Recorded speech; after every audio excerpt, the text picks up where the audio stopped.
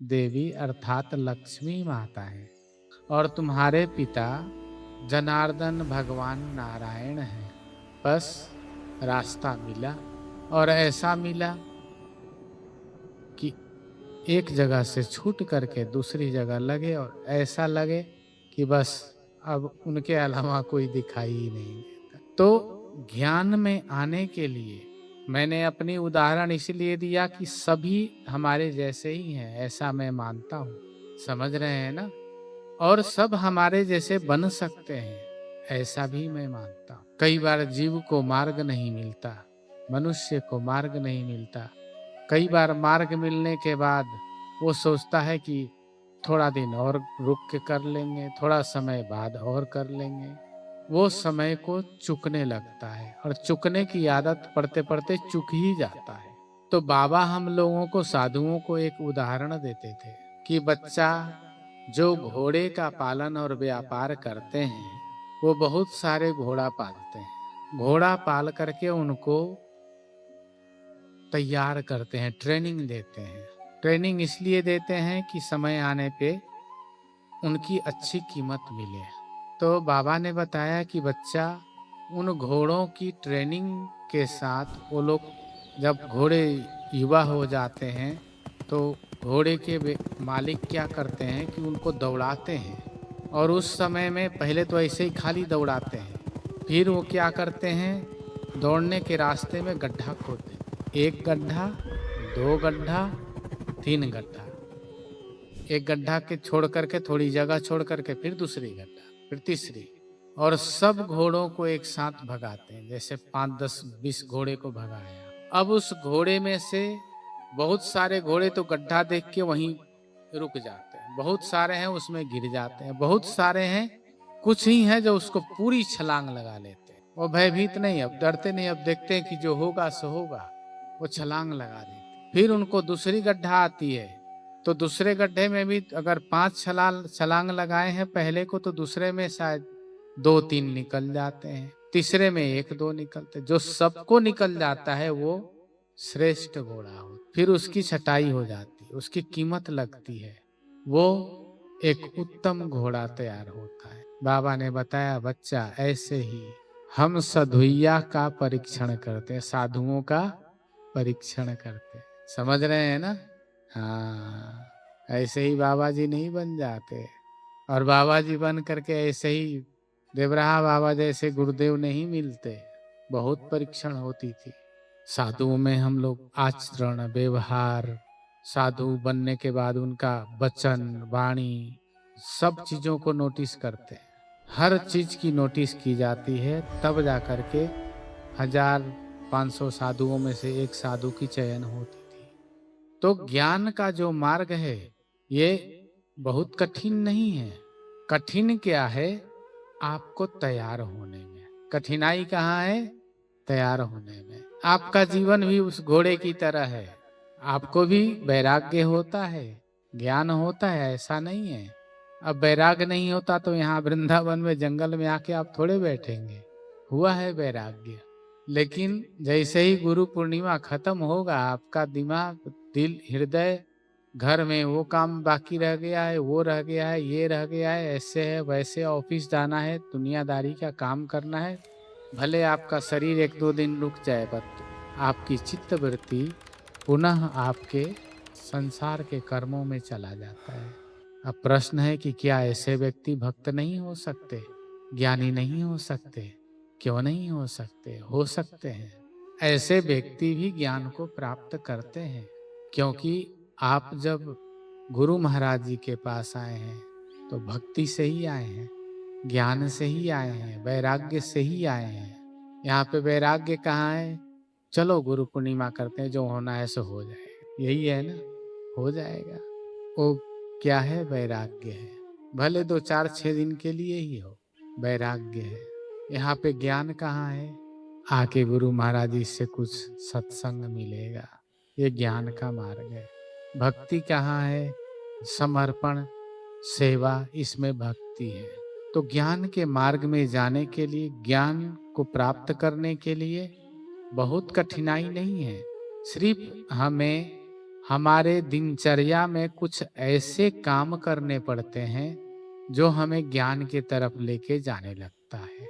दिनचर्या अर्थात आपके जीवन के सुबह से लेकर के दूसरे दिन की सुबह तक, इस बीच में आपको कुछ समय निकालने होते हैं।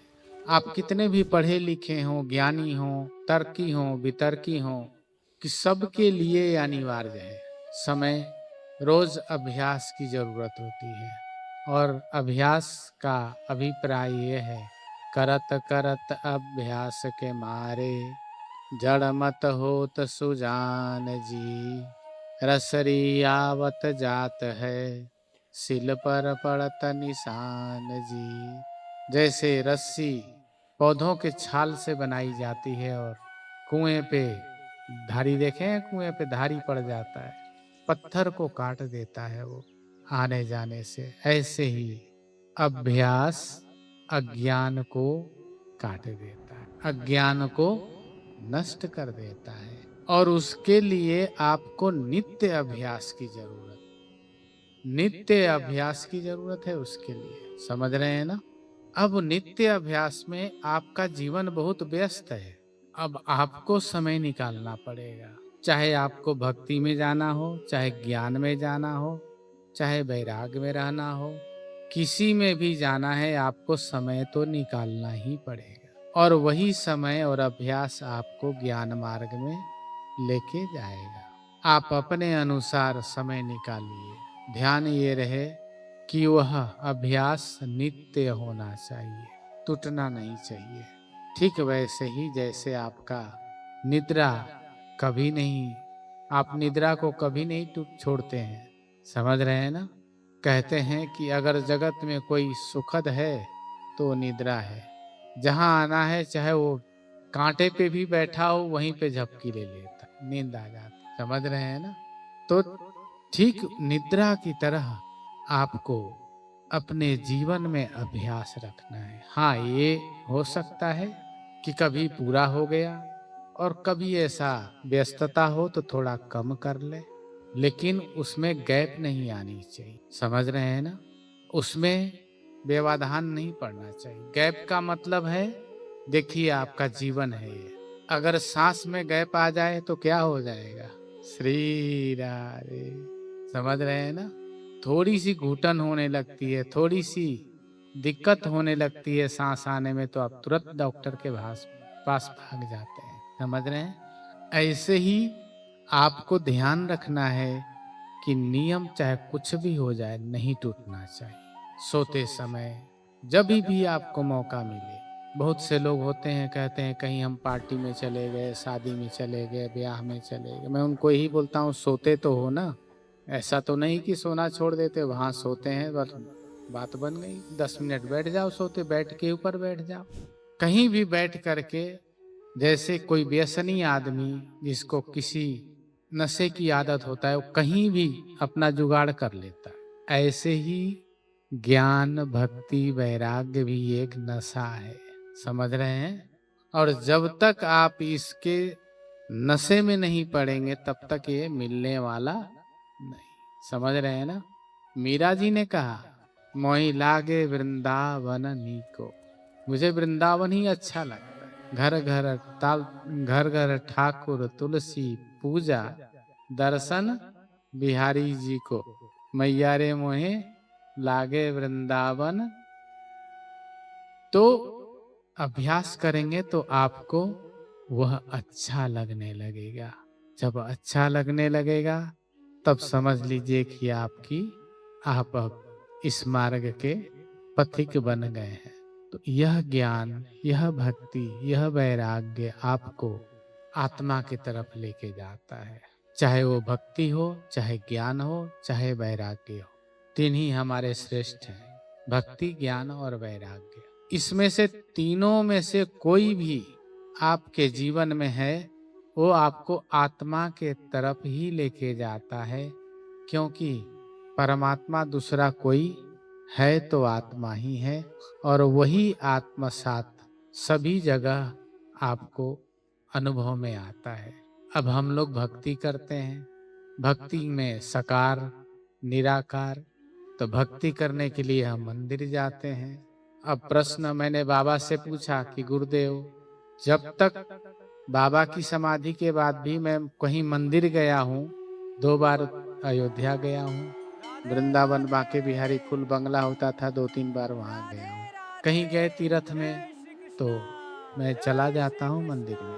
ये नहीं है कि किसी का भी मंदिर हो जाता हूँ मैं, क्योंकि जितने भी देवी देवता हैं सब हमारे कुटुंबी हैं, प्रेमी हैं, हमारे अपने हैं। मैंने सबसे अपने संबंध बनाए हुए हैं। उसमें कोई हमारे माता हैं, कोई पिता हैं, कोई चाचा हैं, कोई ताऊ हैं, कोई नाना है, कोई नानी है, कोई दादा है, कोई दादी है, किसी को बहन भी बना रखा है। समझ रहे हैं ना? तो मिलने चले जाते हैं। तो बाबा से मैंने पूछा कि सरकार, मंदिर में भगवान रहते हैं? तो बाबा हंसने लगे। तो मैंने सोचा कहीं गलत प्रश्न तो नहीं हो गया। बाबा बोले हाँ बच्चा, रहते हैं रहते हैं। तो मैंने बाबा से बोला सरकार, तो मंदिर तो जाना चाहिए, लेकिन हम तो नहीं जाते कहीं मंदिर। अरे बच्चा, मैं ही तुम्हारा मंदिर हूँ और मैं ही उस मंदिर का देवता भी हूँ। तो हमने बाबा से बोला कि सरकार, फिर ये मंदिर इतने बड़े बड़े बनते क्यों हैं? बाबा ने कहा बच्चा, ये जितने भी मंदिर हैं ये तुम्हें तुम्हारे अंतःकरण में पहुंचाने के लिए बने हैं। कहाँ पहुंचाने के लिए? अंदर पहुंचाने के लिए बने हैं। इनका एक ही अभिप्राय होता है कि तुम जाते रहो, छोड़ना मत मंदिर जाना, जाते रहो। तुम्हारे जीवन में कोई समय ऐसा आएगा, जाओ और नियम से जाओ, जाओ नियम से जाओ। जब तुम्हारा नियम टूटे तो मंदिर वाले को इधर बुला लो।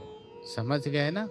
तब तो तुम्हारा मंदिर जाने का फल है, क्योंकि मंदिर सिर्फ हमें अंतःकरण में पहुंचाने का एक मार्ग है।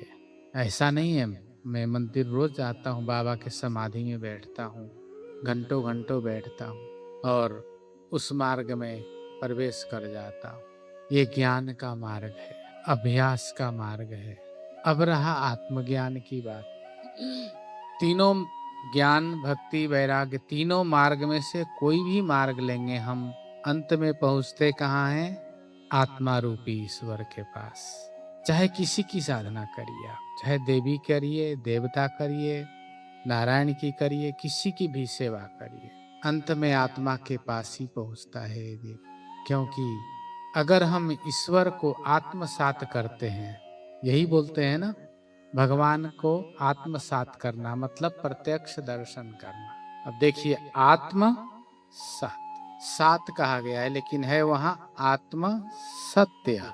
समझ रहे हैं ना? आत्मा सत्य स्वरूप होकर के खड़ा हो जाए, उसको ईश्वर का दर्शन कहते हैं, इष्ट का दर्शन कहते हैं।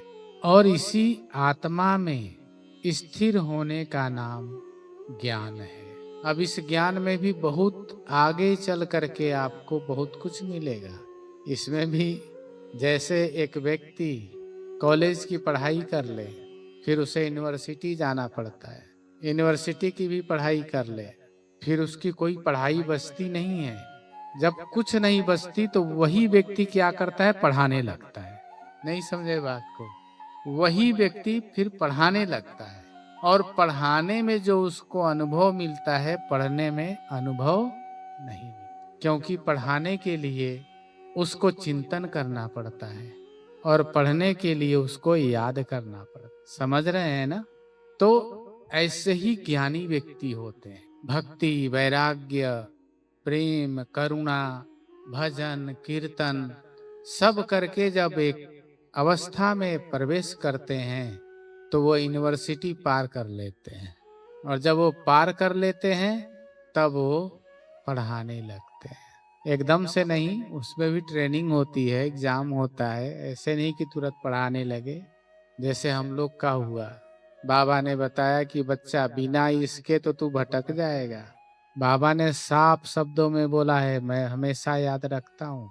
बाबा ने कहा बच्चा कभी गुरु मत बनना, कभी ज्ञानी मत बनना।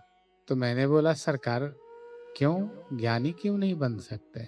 अरे बच्चा, अगर तू ज्ञानी बन जाएगा तो आगे तुम्हारे सीखने के लिए कुछ नहीं बचेगा। हमेशा विद्यार्थी बन के रहना, साधक बन के रहना, तो तुम्हें हमेशा कुछ सीखने को मिलेगा। क्योंकि बच्चा आत्मज्ञान का मार्ग, भक्ति का मार्ग, वैराग्य का मार्ग, प्रेम का मार्ग, इसमें नित्य नूतन अनुभव होता है। अगर तुम ज्ञानी बन जाओगे तो इस नित्य से अलग हो जाओगे। तो अब है आत्मज्ञान की, इनका प्रश्न था आत्मज्ञान कैसे प्राप्त हो, आत्मज्ञान क्या है और कैसे प्राप्त हो। आत्मज्ञान यही है कि अपने को अनुभव में ले लेना। वो अनुभव कैसे? नित्य बैठ कर के चिंतन करना।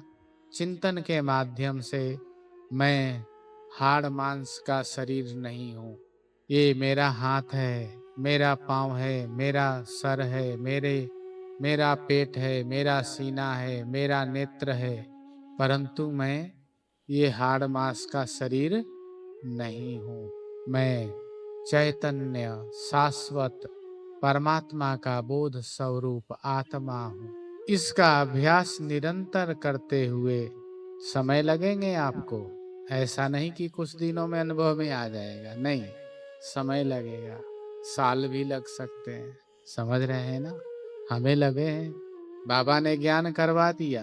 बाबा ने बोला कि बच्चा, जैसे तुम्हें हमने मंत्र दिया और तुम जप नहीं करोगे तो मंत्र किसी काम का नहीं है। ऐसे ही मैंने तुम्हें ज्ञान करवा दिया और इसके अभ्यास में नहीं रहोगे तो तुम्हारे काम का। तो ज्ञानी होने के बाद भी आपको अभ्यास करना ही पड़ेगा। और ये नहीं कि एक दिन अभ्यास कर लिया और 4-6 दिन पढ़े हैं, नहीं। ज्ञान का मार्ग ऐसा है कि इसमें 24 घंटे तल्लीन रहना पड़ता है। समझ रहे हैं?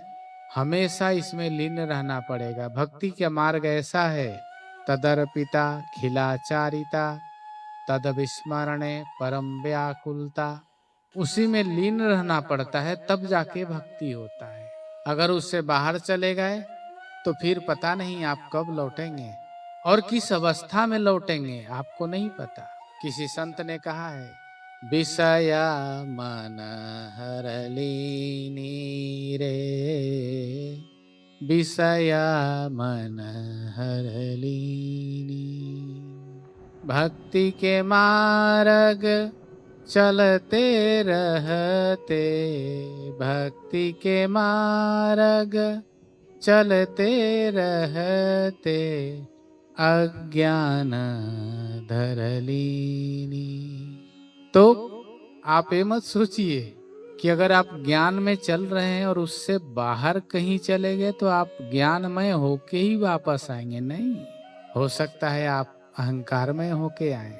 भक्ति के मार्ग में चल रहे हैं आप और भक्ति के मार्ग से बाहर चले गए, विषय क्रोध आदि में चले गए, तो आपका पता नहीं कि आप कैसे लौटेंगे। अब लौटेंगे तो उसको साफ करना पड़ेगा आपको। साफ करने का मतलब उसको हटाने में बहुत समय आ जाएगी आप। तो इसीलिए सभी संतों ने, गुरुजनों ने कहा कि नित्य अभ्यास करो। अभ्यास करते करते करते जब आपको अच्छा लगने लगेगा, स्वादिष्ट लगने लगेगा, आपका मन बुद्धि चित्त अहंकार, आपकी चित्त वृत्तियां उसी का आनंद में खोए रहेंगे। समझ रहे हैं ना? किसी को कोई भोजन बहुत प्रिय लगता है, जहां जाता है सोचता है अगर ये मिल जाता तो कितना आनंद था। समझ गए ना? ऐसे ही साधक जहां भी जाता है अपने स्वाद को नहीं भूलता, अपने अनुभव को हमेशा ताजा रखता है अभ्यास के द्वारा। तो नित्य अभ्यास करना है कि मैं यह हाड़ मांस का शरीर नहीं हूं, यह सारे 10 इंद्रियां मेरी हैं, मैं इन 10 इंद्रियों में से एक भी नहीं हूं। जब निरंतर अभ्यास करेंगे इसका और उसी के साथ आप बोलेंगे कि मैं ईश्वर का बोध स्वरूप हूँ, मैं परमात्मा का प्रकाश स्वरूप आत्मा हूँ, आत्मा हूँ, आत्मा हूँ, आत्मा हूँ, बार बार बोलते रहेंगे तो आपको उसकी झलक मिलने लगेगी, और जब झलक मिलने लगेगी तो आप उसके आदी हो जाएंगे, आप उसके अभ्यस्त हो जाएंगे। और जब अभ्यस्त होकर के उसमें लीन हो रहने लगेंगे तो उसी का नाम है आत्मज्ञान। अनुभव में आने का भी नाम ज्ञान है। ज्ञान का मतलब है कि उसको अनुभव कर लेना, और हमेशा ज्ञान में रहने का मतलब है कि उसी में लीन रहना। बाबा ने अनेकों बार बोला कि बच्चा मैं ब्रह्मलीन रहता हूँ, मेरी अवस्था ब्रह्मलीन है। तो वो अवस्था बहुत ऊपर जाके मिलती है, लेकिन ज्ञान प्राप्त करने के लिए आपको नित्य यह अभ्यास तो करना ही पड़ेगा। और जब यह प्राप्त हो जाएगा तो आपकी बहुत सारी चीजें जो जीवन को अस्त व्यस्त बनाती हैं, दुखद बनाती हैं, आपको छोड़ना शुरू कर देंगे और छोड़ के चले जाएंगे। उसमें रोग दुख हानि लाभ जीवन मरण ये सब आपको छोड़ देते हैं, और आप परम पवित्र परमात्मा का अंश स्वरूप आत्मा होकर के प्रकाशित होने लगते हैं।